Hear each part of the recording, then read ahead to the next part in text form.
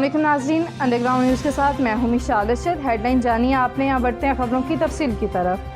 शहबाज शरीफ की सेनेट में opposition leader Saeed Yusuf रज़ा गिलानी और JUI के रहनुमा मौलाना असद की मुलाकात।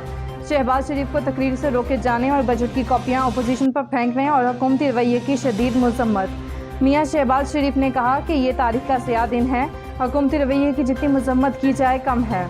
यूसुफ रज़ा गिलानी ने कहा कि इस मामले में वज़ीर आज़म को अहम किरदार अदा करना चाहिए। शहबाज शरीफ से मौलाना फजलुर रहमान की भी मुलाकात। फजलुर रहमान ने कहा कि तारीख में पहली बार हिज़्ब इख्तिलाफ के साथ अफसोसनाक रवैया इख्तियार किया गया। गैर जमहूरी हुकूमत का गैर जमहूरी रवैया काबिल नफरत और काबिल मुज़म्मत है।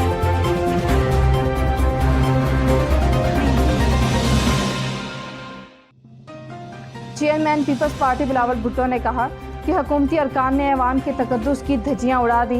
अरकान से बदतमीज़ी कराकर इमरान खान अपनी नाअहली छुपाना चाहते हैं।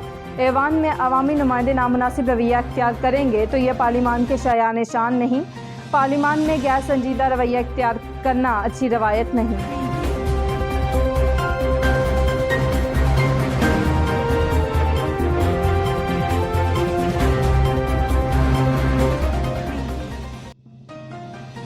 वफाकी वज़ीर इत्तलात फवाद चौधरी ने कहा कि ऐवान में लड़ाई अली गोहर बलोच के नारों की वजह से शुरू हुई। नून लीगी रुकन के तमाम पार्लिमानी किराए बलाए ताक में रखकर गालियां दी। इस पर नौजवान MNA जज्बाती हो गए, जिससे ऐवान में बजट किताबें फेंकने का सिलसिला शुरू हो गया।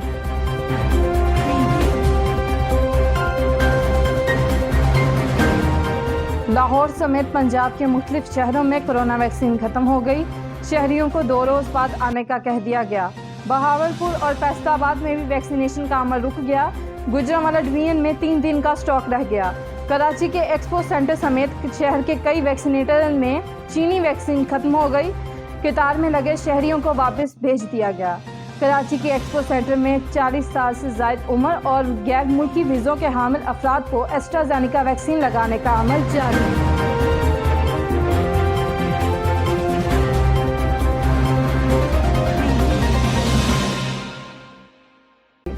मज़ीद अपडेट्स के लिए देखते रहिए अंडरग्राउंड।